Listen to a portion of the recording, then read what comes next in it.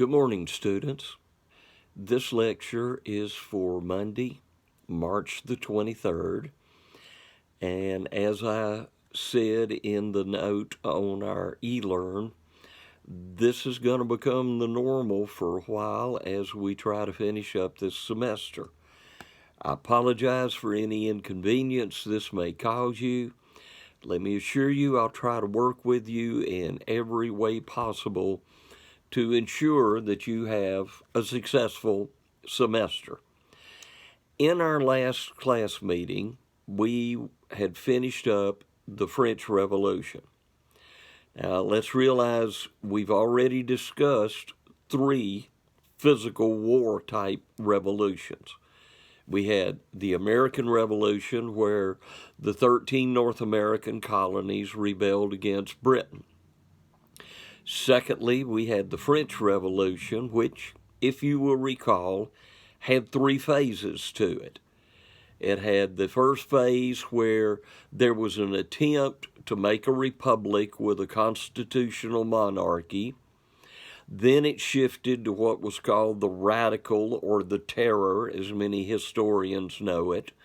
And, of course, this was the period when there were mass murders.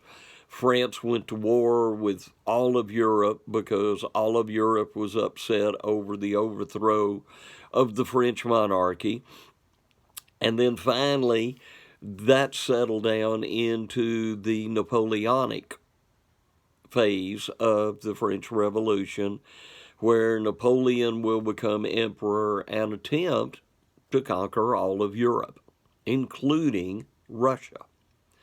Of course, the French Revolution will finally fail. The third revolution was that in Haiti. While the French were dealing with conditions back at home, the slave population in Haiti was able to rise up and overthrow the French overlords there. And as a result of that revolution, they were able to gain independence. And of course, they will become the first island nation in the Americas to be independent.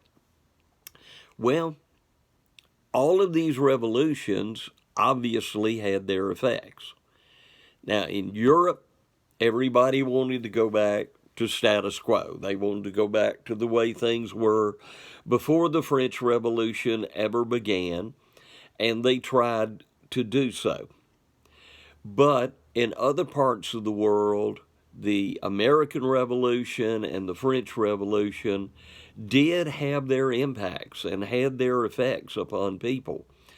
And so, as we come then to the beginning of the 19th century, we have a rebellion that will begin in Latin America.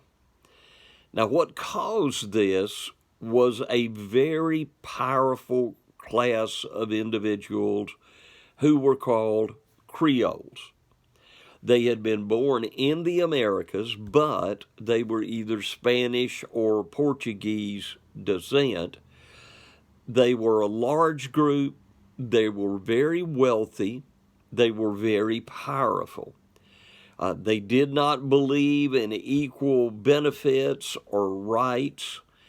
And so it was a severe domination of the peasantry that existed in Latin America. The Creoles resisted the control that was coming in from the Iberian powers, that is, Spain and Portugal. And so they were educated, they had Enlightenment ideas, so the very same background that affected the American Revolution also affected this Latin American Revolution. But because of their privileged place in society, they were not willing to share that with the average people with whom they lived. So, beginning in Mexico in about 1810, revolts against the Spanish rule began to break out. Not only Mexico, but also Venezuela and Argentina. A parish priest by the name of Miguel Hidalgo rallied the indigenous people against the colonial rule.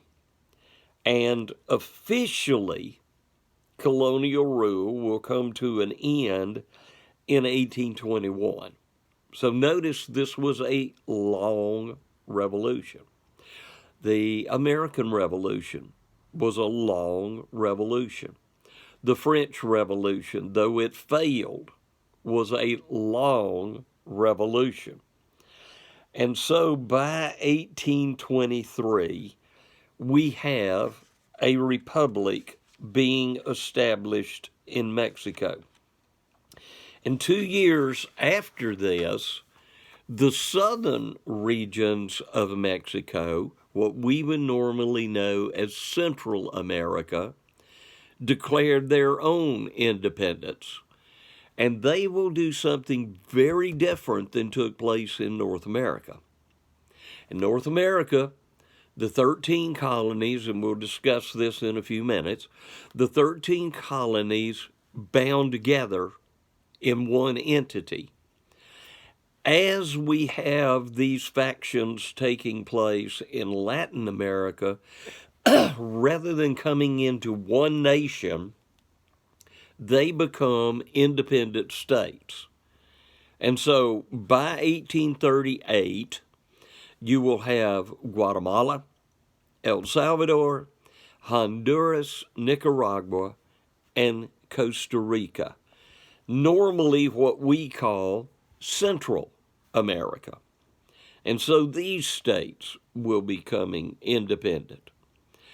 Then in what is commonly known as South America, an individual named Simon Bolivar. And let me say, Simon took up arms against Spanish rule in 1811. He would be to the South American Revolution what George Washington was to the North American Revolution. He is considered a tremendous hero for what he did in overthrowing the Spanish. And let's realize this was possible because through the 17th century especially, and then the 18th century, Spain had lost so much of its leadership role in Europe. And it had become so much weaker that these revolutions were possible. By 1825, these Creole forces were able to overcome the Spanish armies, and they disposed the Spanish rulers throughout South America. Now, in this revolution, there were two major theaters of operation. One traveled southward from Venezuela. The second one traveled northward from Argentina, and they met in Peru. And so this will bring about independence of South America. But in the same way, Central America did not unite together in a single country, neither did South America. They did not form a confederation like had taken place in North America, and so you have independent nation states that will pop up. And quite honestly, the way their independence popped up, it brought little social change to Latin America. The higher, richer people were able to continue to rule. They just did not have to do and deal with the Spanish or Portuguese. And so the Creole forces that put forth so much effort and blood really did not get as much out of this revolution as individuals did in North America. As a result, in 1822, Brazil will become independent, and unlike most of the rest of South America, Brazil's independence was fairly peaceful, wasn't nearly as warlike, and so all of South America becomes independent. Your peninsulars, they return to Europe, and Latin America just remained a stratified and unequal society. So here we have four major war-type revolutions that take place in the late 18th, early 19th centuries. The one in the United States obviously is going to be considered the most successful of any of these revolutions. The one in Haiti, second most successful. The French Revolution, as we have noted, would be considered a failure. And then finally, the South American or Latin American revolutions would have been somewhat favorable and somewhat successful in the fact that they got rid of their European overlords. Okay, as we enter the 19th century, two ideologies come forth. Now, an ideology is basically defined as a coherent vision of human nature, human society, and the larger world as a whole. And it proposes some particular form of political and social organization as its ideal. Now, in the late 19th or early 19th century, two ideologies will come forward. Now, as I define these, do not think of these two words as you would in 2020, because obviously the meanings have changed. But we're looking at this in the early 19th century. The first ideology is known as conservatism. This will be a reaction against the American, but especially the French revolutions. Conservatives will believe that social change, if necessary at all, must be undertaken very gradually and with respect for tradition. This would be the typical European reaction to those two revolutions. We want to go back to the way things were. We don't want to change things. We don't want to upset the balance of anything. And so Europe thinks they can go back to pre-1789. Now, as has been proved so many times by history, such a thing can't take place. But yet, the Europeans thought possibly they would be able to do that. The other ideology that comes along is liberalism, and it viewed change as an agent of progress. So liberals are not satisfied with slow little incremental changes that might take place. They want to come along and, if necessary, make major changes and change society in a major way. Now, in one respect, liberalism will contribute to a movement to end slave trade. Now, we're not talking about necessarily totally ending slavery. We're just talking about ending the importation of slaves from Africa to either Europe or the South America to the Caribbean or North America. And only after the American, French, and Haitian Revolution did this anti-slavery movement really began to take hold. In England, one of the leading spokespeople for the movement was an individual named William Wilberforce.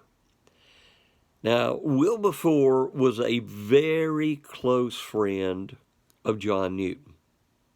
John Newton had formerly been a slave ship captain.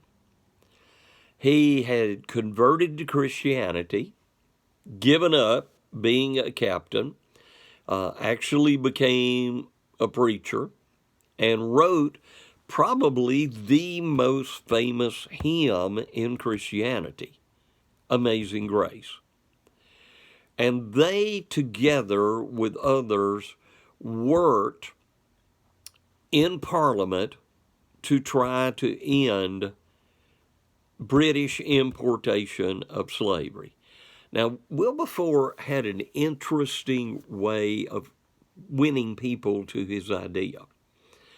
What he would do was invite the rich and famous for a harbor dinner cruise.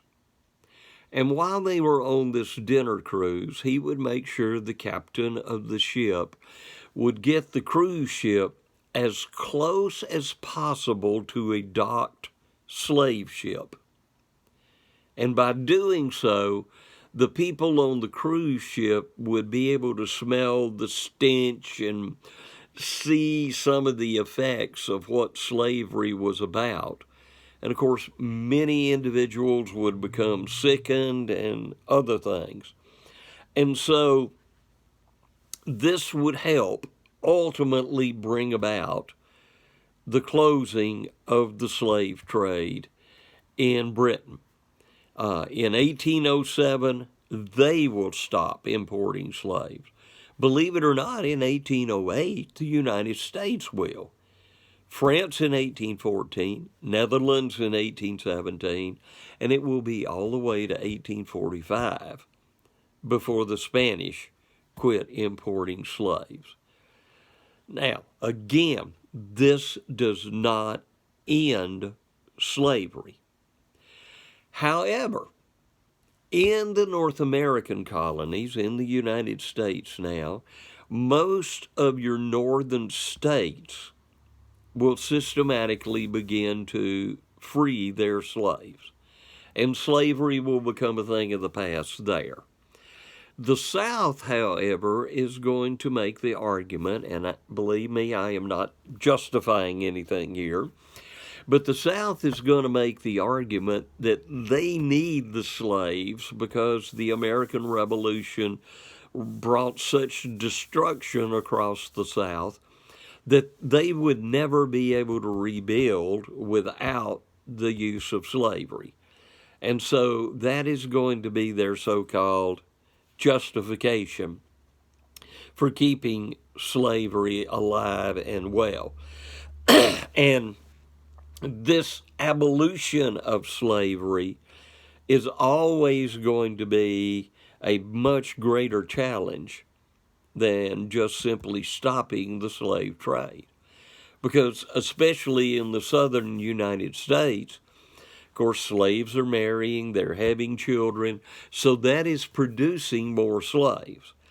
And according to United States law, if you are born to parents who are slaves, you are a slave. So you become the property of the owner. So, abolition brought some legal freedom for Africans and African American slaves, but definitely no political equality whatsoever. And it did not bring economic or social improvements to the descendants of those slaves who had been freed. So most of them will still live on the lower edge of society. Well, as we think about the Enlightenment that we've already talked about, and we realize that women did participate in that. They were involved in what were called salons. Women actually led the movement in abolishing the slave trade. And women began to get the idea that they should receive some independence from bondage as well. And so in the early 19th century, both in Europe and the United States, we're going to have the beginnings of a woman's movement. Now, women are going to do quite a few things along the way in the United States. Ultimately, they will help lead to the abolition of slavery. They will lead to a constitutional amendment whereby the selling and manufacturing of alcohol will not take place. But it will be all the way into the 20th century before women in the United States and many European nations will have any political power or the ability to vote. So it's going to be a long uphill battle for women to play. Now, as far as the revolutions went in North America, of course, women would be nurses. There were women who followed the very armies around, and they would cook food, or they would repair clothing or wash clothing. They would do things of this nature. Of course, women had to do the farming back at home while the men were gone away to war. So all of these were very, very important roles that women played, and they did receive minor benefits as a result of the American Revolution. Women were very much involved in the French Revolution. If you recall, we talked about the fact that women went out to Versailles. They forced Louis and Marie Antoinette to come back to Paris to answer to them. But, again, they did not win political or social rights as a result because France, like all the rest of Europe, had to go back to a pre-1789 structure. So, throughout the 19th century, women are going to press for rights, but they're going to only come very gradually and very slowly. Very limited successes, mainly in education and in some of the occupation areas. Okay, now the French and American revolutions, but especially the French, bring us to another type of community identity. And quite honestly, this one had very little to do with Enlightenment values. It's called nationalism. And in nationalism, people throughout Europe, of course the United States too, began to think of themselves as independent nation communities.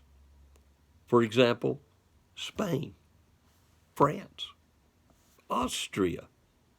Not so much Germany because it was not yet a nation. Not so much Italy because it was not yet united. But Italians viewed themselves as Italians. Germans generally viewed themselves as Germans. And so this idea of nationalism begins to rise. And with the rise of nationalism, there are going to be 5 characteristics that these communities will come up with to identify themselves as nations. Okay, anytime I give you a list of 5, you can pretty much expect to see that on a test somewhere. So here we go. Number 1, and see how many of these affect the United States as well. A nation considers themselves a distinctive people that spoke a common language. Well, as we discussed with the United States, coming out of the French and Indian War, people in North America began to feel of themselves more as Americans than as British. And so that will take on more and more as we go through the Revolution. Well, as destructive and horrible as the French Revolution was, there was a great degree of nationalism that began to grow and develop, especially during the Napoleonic age. Okay, secondly, to be a nation, you have to have observed common customs. Certain things that people throughout the nation do. You have, it may be in literature, it may be in art, it may be in all kinds of ways, but you have certain customs that your people keep. And when you travel Europe today, when you go from Spain to France to Germany or wherever you go, you're going to see that the people in each of those nations have certain customs that they keep in practice. And it's always good, if you're going to be a traveler, to know that beforehand. Number 3, they have inherited common cultural traditions. This may be the biggest reason why the United States will unite together and Central and South America will not, because they did not have these common cultural traditions that ranged from one end of the territory to the other. And so this will allow Americans to draw together where people in Central and South America obviously did not. Okay, number 4, they will hold common values. This can vary from nation to nation. Of course, the most common value held in the United States has always been the cherished idea of freedom. So that's a very, very important ideal and value that we hold dear, and it is one thing that will attract so many people to the United States because they too want this freedom that we tend to offer. And number 5, and this again may be part of the reason North America unites, South America does not unite, is a shared common historical experience. The big historical experience the United States had was that French and Indian War. It brought the 13 colonies together. And then as they began to come together, and as we suggested, Boston tended to be the hot spot for the American Revolution, whatever took place in Boston tended to become very much disseminated throughout the other colonies, and the other colonies would quickly empathize and feel with what was going on in Boston, and it actually drew people together. So, after our American Revolution, especially after the War of 1812, the United States will begin to write its own histories. And there will be a nationalistic pride in those histories. Sometimes they'll be a little bit idealistic, but they will begin to write histories, and the United States will begin to produce its own literature and art. The United States will start publishing its own educational materials, and all of these things are going to deepen the appreciation for the historical experiences of the community, and they're going to foster pride in the cultural accomplishments of a nation. So we could call this cultural nationalism. Then we have a political nationalism where we have lands where minorities live under so-called foreign rule. And so nationalists demand loyalty from any of these nationalist groups within a country. For example, in Eastern Europe, you have countries that had Roman Catholic domination, others that had Greek Orthodox domination, and others that had sizable Muslim populations. And so, depending on either Catholic or Orthodox who was in charge, they would demand, though they didn't always get it, they would demand that the minority groups give in, give over, and accept the dominance of the most popular group. And so this is what we would call then political nationalism. Now, following the fall of communism, beginning in 1989, we will see that a lot of these states, Czechoslovakia being one example, it will actually divide into two independent states, the Czech Republic and Slovakia. And it will do so because of these minority groups who had so long been forced to abide under the rule of a majority group. Okay, nationalism plays into something else in the 19th century. Now, we have already addressed anti-Semitism earlier, but as we think about it in the 19th century, nationalism is actually going to contribute even more to anti-Semitism because the Jews did not inhabit a well-defined territory. They lived scattered throughout Europe. Now, they did try to locate within their own communities as much as they possibly could. But Jews would migrate, they would move. As we've already seen, Spain expelled them, France expelled them.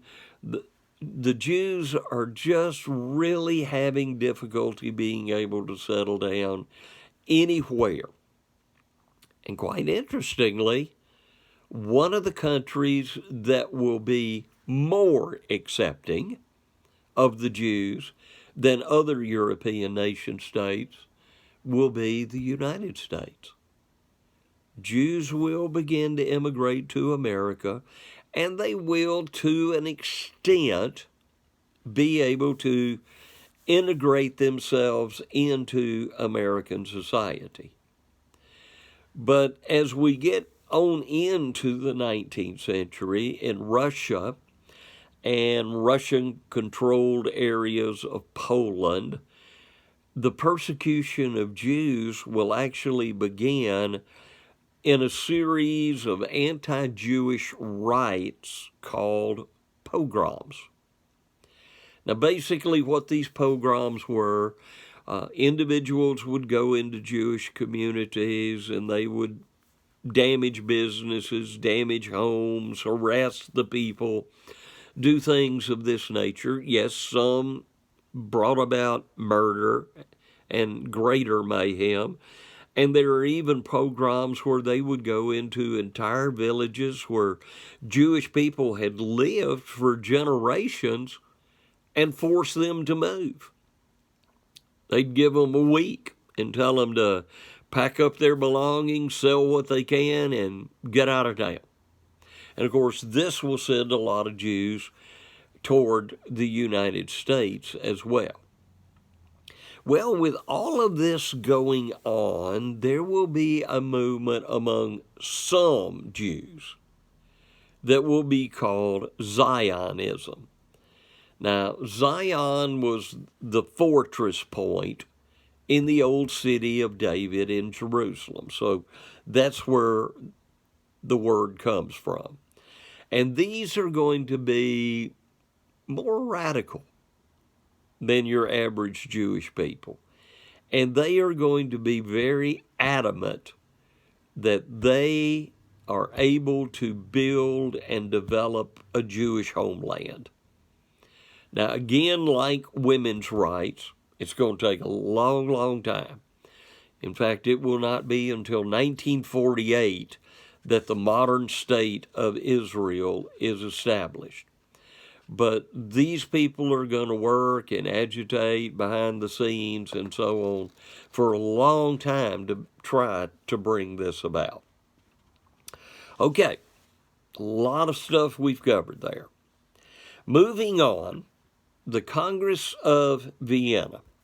Now, this is what takes place after the fall of Napoleon. It begins meeting in 1914 and goes into 1915. You have Britain, Austria, Prussia, and Russia attempting to restore, and again, let me emphasize, the pre-revolutionary order. We want to go back to before 1789. And so the Congress will dismantle Napoleon's empire. It will return to sovereignty Europe's royal families, where Napoleon had conquered and removed them. And it will create a diplomatic order based on what is called balance of power. Now, this sounds good. This sounds like something that we're going to prevent one state from being able to dominate over another state. We're going to limit states here, there, and yonder. And it is, I guess we would call, a very good idea. It's just the problem that came with it. Because these various European states are going to make alliances. And let me tell you that right now, I'm beginning to set up for the coming of World War I. Okay, with these alliances, for example, Austria and Germany, as Germany, we'll see in a little bit, is going to unite into an independent nation state. They will be allied together. Believe it or not, France and Britain will ally together. France and Russia will ally together. And so when one of these alliances is threatened, and in the case of World War I, it'll be the Archduke of Austria being assassinated. When that takes place, Austria declares war on Serbia. Russia's allied with Serbia, so Russia declares war on Austria. Germany's allied with Austria, so they declare war on Serbia and Russia. Well, France is allied with Russia, so France declares war on Germany. Germany begins to invade Belgium. Britain's stronger alliance is with Belgium than France, and so Britain enters the war. And it's just like pushing over dominoes, one right after the other. And so, though balance of power hopefully would have permitted or prohibited the rise of another Napoleon, it will actually ultimately lead to the rise of someone even worse than Napoleon. And of course, I have reference to the rise of Adolf Hitler. Okay, so what does nationalism do? It's actually going to lead to a whole new wave of, not on the level of the French Revolution, but still nationalist revolutions throughout all of Europe. Now, as a result of this, in 1830, the Greeks are going to be able to gain independence from Turkey. So this was a really, really good thing. Belgium, Italy, Portugal, and of course Portugal, as we've noted, disappears from the map a couple of times, or Poland, I'm sorry. They will all begin to demand independence, and they will form national states. Uprising in Belgium will bring about independence from the Netherlands. And by the way, the Netherlands would be primarily Protestant, Belgium would be primarily Catholic. So there is that religious division again. So let's think about some of these. The first wave will come, and believe it or not, it'll start in France again in 1830. Charles X will be deposed, and by 1848, we will have a second republic formed, and Napoleon's nephew will actually become emperor of that. Okay, as we pointed out, Belgium will become independent in 1839. We will have a series of revolts, and as these revolts come along, you will have a lot of liberal frustrations coming out. You will have nationalism, you will have social issues, economic problems. And although these revolutions of 1848 will shake European states and basically cause quite a few civil wars, the main thing that will come out of them is freedom of the serfs or the peasants, a limiting of some of the nobility's rights. So those are a couple of good things. Now, if you are familiar with literature or plays, Les Mis takes place between this 1830 and 1848 revolutions. You get a taste of both. And you see how unfair things were. Jean Valjean is arrested and given many years of hard labor, and I realize he's a fictional character, but it would have been very much the par for that day and time. He's given a long sentence for stealing bread to feed his sister and her child. So that's how unjust laws had become. During this 1848, the German states are going to have some convulsions, as did the Austrian Empire. And there will be stirrings of nationalism in Italy, Eastern Europe, France, Poland, Denmark, and so on. Now, the first area that these 1848 revolutions will have a massive impact is in a very divided Italy. Two individuals will come along, and they will have a great deal to do with the unification of Italy. One of them is an individual known as Cavour.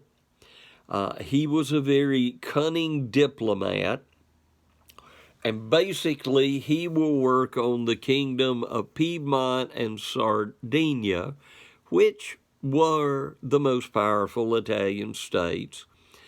And then with an alliance with France, he will expel Austria.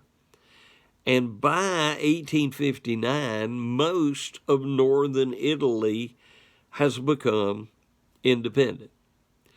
Then, in 1860, an individual named Garibaldi will deliver southern Italy into the Piedmont hands, and this will ultimately become the Kingdom of Italy.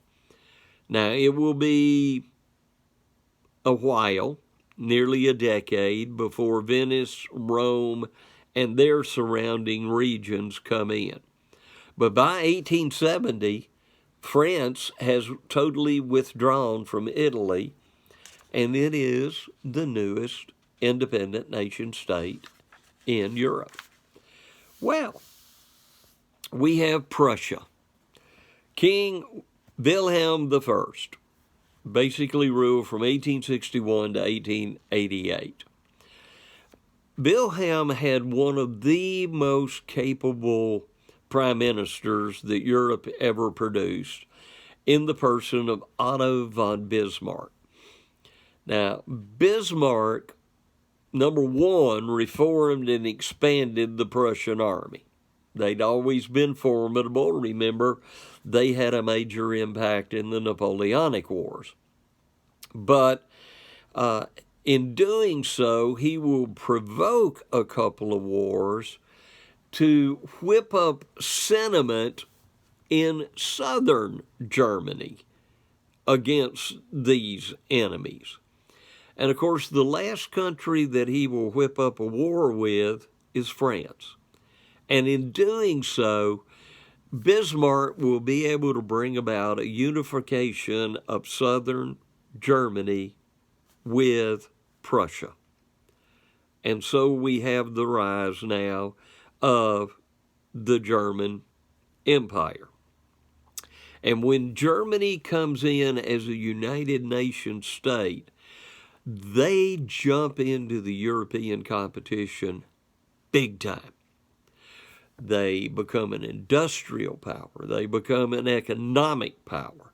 They become a power that is spreading themselves out in colonies throughout the world. They will be one of the nations that will help divide up Africa and so on. So they are going to become a major competitor as far as the European state goes. So this war with France, I guess you would call it a limited war. It'll be a 6-week war. By the way, World War I will be a 6-week war until it bogs down in the trench warfare. And World War II will basically be a 6-week war.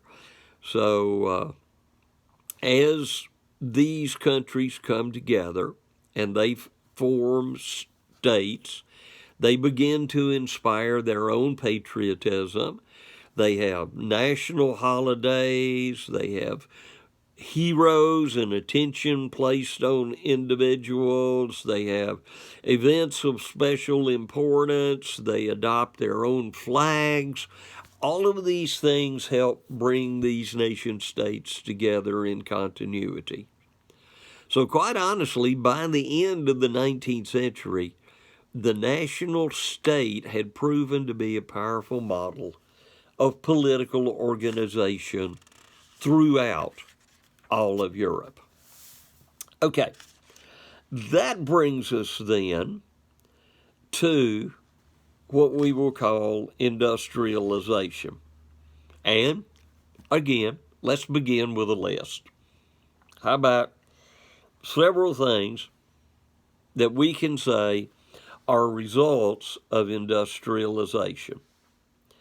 Number one, first in Britain, then in Europe, North America, Russia, Japan, others, machines and factories will transform societies from agricultural into industrial. Now, this is not going to happen overnight. It's going to be a long process. In fact, it'll be the late 19th century before the United States is not primarily agrarian, and that will be true of many European countries as well. Okay, number two, industrial machinery will transform economic production by turning out high-quality products quickly, cheaply, and efficiently. And I might add to that, with a degree of standardization. For example, in weaponry, you will have interchangeable parts. So if you have a weapon and part of it breaks or malfunctions, you can simply discard that part, get another part, and it should work right in with the discarded part was.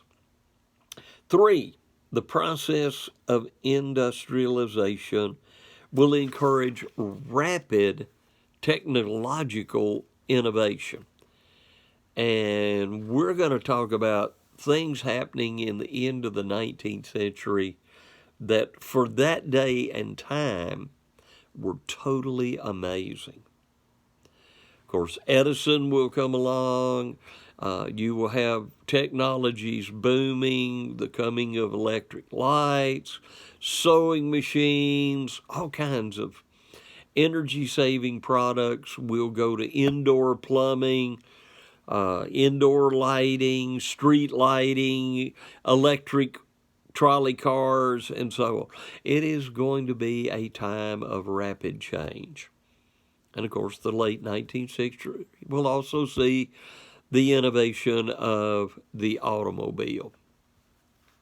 Okay, number 4, we're going to create a new work environment, the factory. And in the factory, you concentrate large numbers of workers under one roof to operate the various machinery. Number 5, factories are going to draw fathers, mothers, and children in different directions. And it's going to alter patterns of domestic life.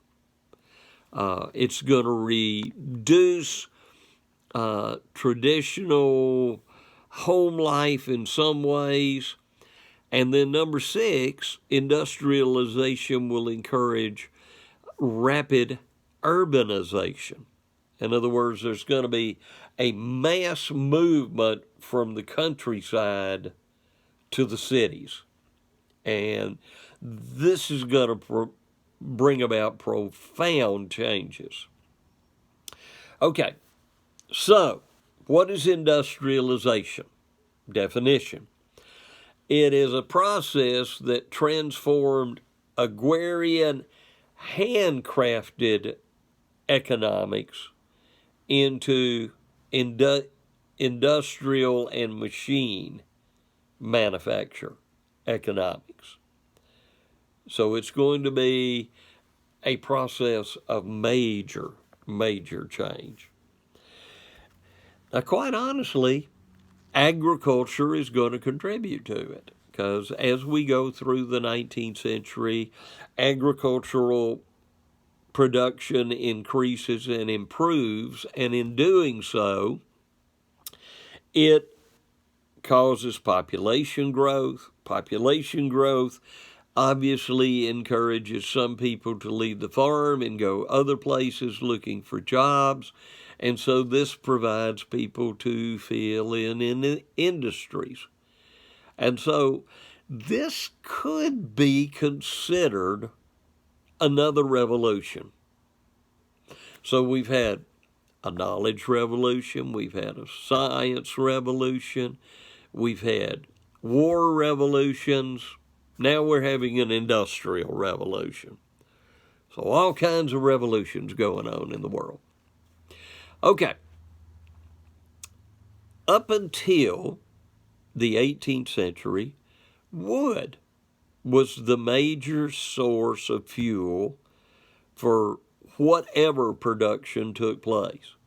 Water would still be used some for moving mills and so on. But for the most part, wood was the source.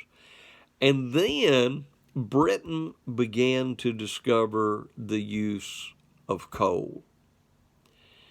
Of course, as we are dealing with trade, we find that Europe is being supplied with sugar and cotton, two products that can't be grown in Europe, and of course those are coming out of the Americas.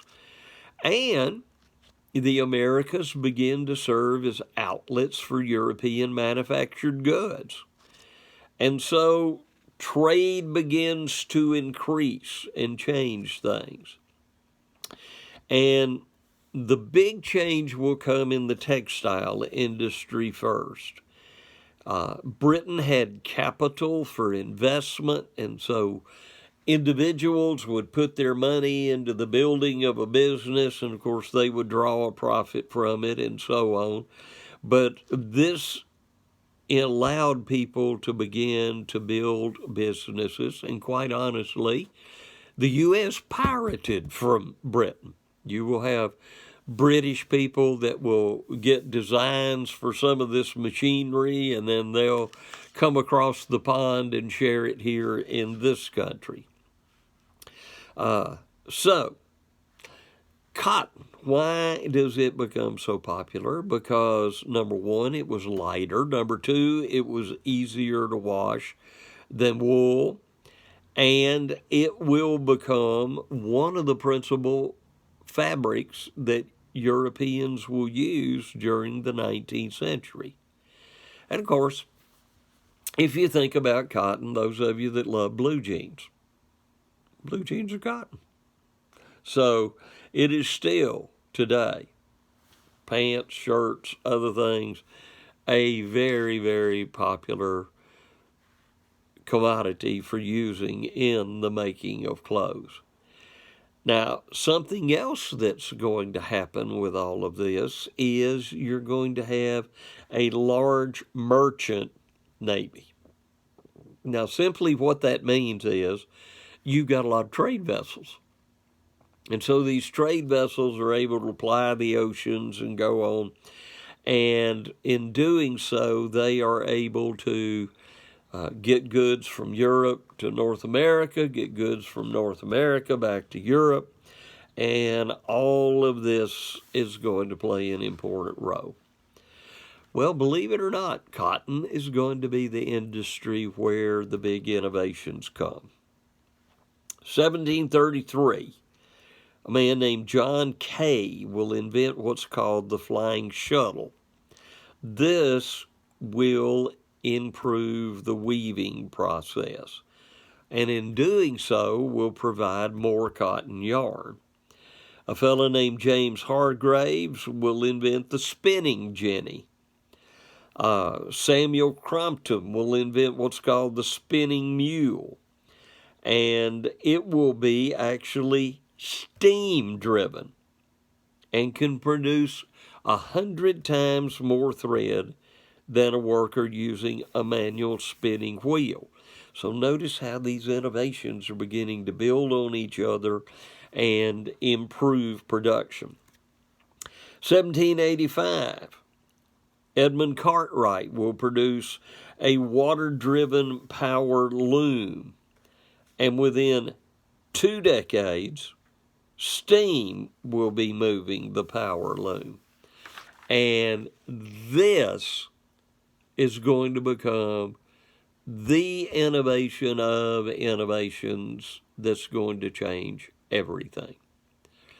The steam engine is normally accredited to a man named James Watt. And what steam will do is allow machinery to move. Steam will bring about the invention of the railroads, and steam will begin to power factories, trains. It'll be put on ships, and it is going to make a wonderful, wonderful difference in the world, because trains can move when maybe a wagon couldn't. Maybe it's rained and snowed and the ground's very marshy and boggy in a particular road, and so it's very difficult to get through. Well, the train's running on rails. It can run during snow if the snow doesn't get too big. Now, let's understand, trains are not what we think of today. They were quite primitive, quite slow. In fact, there were people who believed that if a train ever got up to 45 miles an hour, the human heart would literally explode inside the body. Of course, obviously, we found out that wasn't true. Well, as a result of steam power and so on, we will have British smelters beginning to use coke, which is a form of coal, purified coal. By the way, if you go to Dunlap, if you go to Tracy City, you can see the remains of coke ovens that were built there. And so they use this to begin to produce first iron and then steel. And iron and steel give us more stability. It's stronger. As we make these stronger things, we can run tracks together, we can build buildings higher, and this will improve things till an individual comes along in the mid-1800s by the name of Henry Bessemer, and he will build a refined blast furnace. And this is going to change the world. It'll change Pittsburgh, Pennsylvania. It was supposed to change South Pittsburgh, Tennessee. It didn't do so, but it will change a little community in Alabama called Elatton. And Elatton will actually ultimately develop into what is called the Magic City, or as you know it, Birmingham.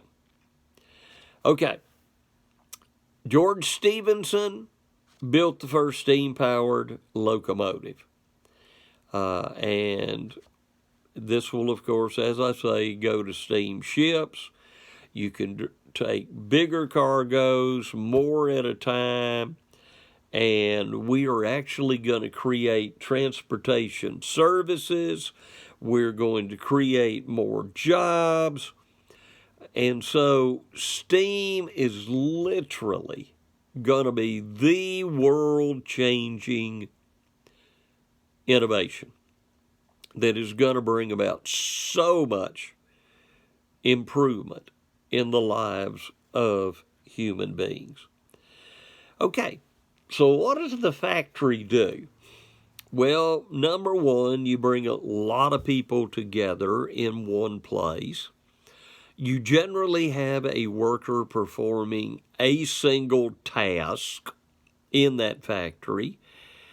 You're there for a long period of time, and early on, factory workers really didn't have a whole lot of rights.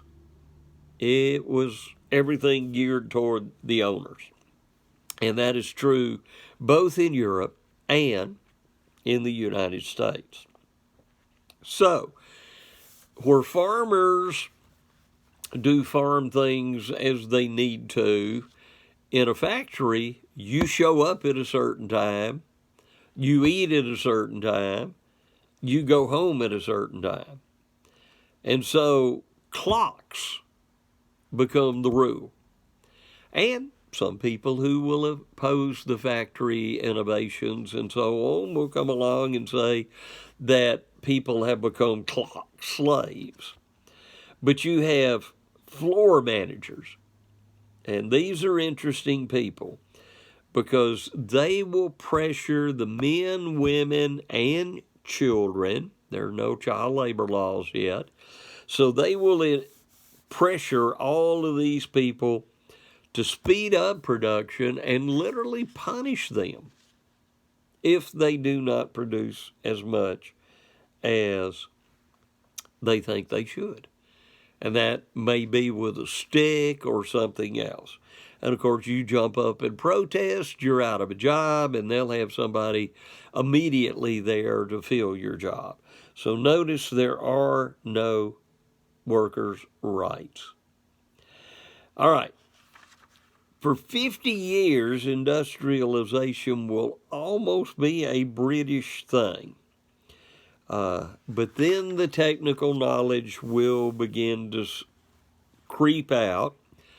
And Belgium, where you have a lot of coal, iron, textile, glass, will begin to flourish there. France will begin to develop its industry. As I say, by the time we get Germany on the scene, they just jump into iron production and become a major competitor in the world, as well as having an extensive rail network. And Bismarck was 100% for industrialization in Germany. And so Germany will build some very heavy equipment, and France and Germany will both establish what are called technical schools, where you can go and learn and develop the ideas that are necessary to be able to build industry. Okay, American industry is going to begin about the 1820s, and as I said, it'll be when British individuals come over here and bring some of the drawings and plans and ideas.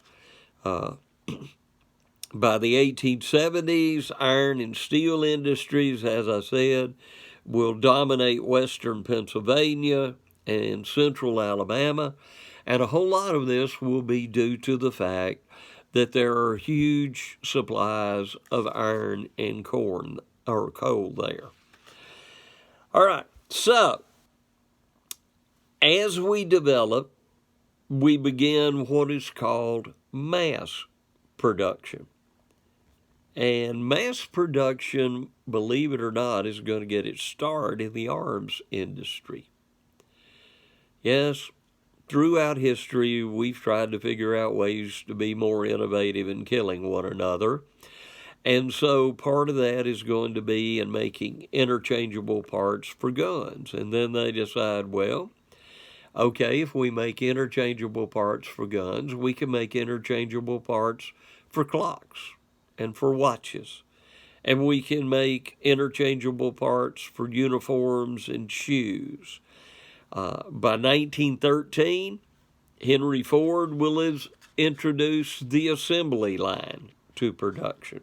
And you'll actually have a conveyor belt bringing an automobile, and it'll come in front of one worker, and he'll do what he's supposed to do, and it'll move on and go to another worker, and so on. And ultimately, at the end of this production line, you'll be able to see a produced automobile. Now, if you're really interested in that, Volkswagen offers tours in their plant, so you could go over there.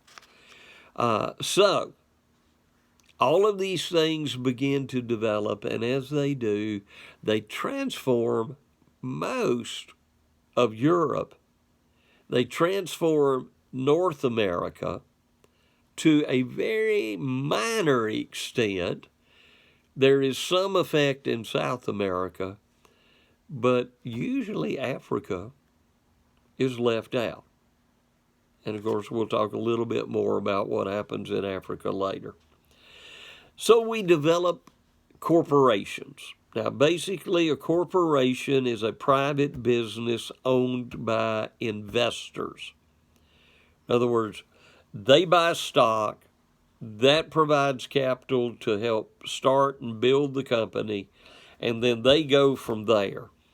And by the late 19th century, corporations are literally going to control the lion's share of all the industrial work that is going on in America.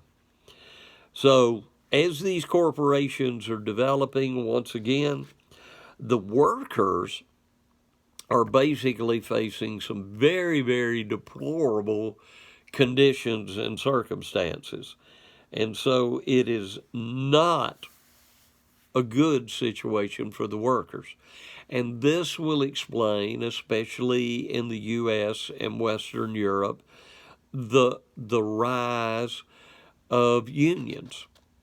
And unions will be where workers come together and they figure by a unified collection of people, they will have more bargaining rights and abilities than they would just by one individual complaining or trying to bring about some changes. Okay, so this pretty much gets us up to what your textbook discusses as an industrial society. And this is kind of a good place to stop. So we'll pause here and we'll pick up on Wednesday at this point. And I hope that all of this will be helpful to you. Have a good day.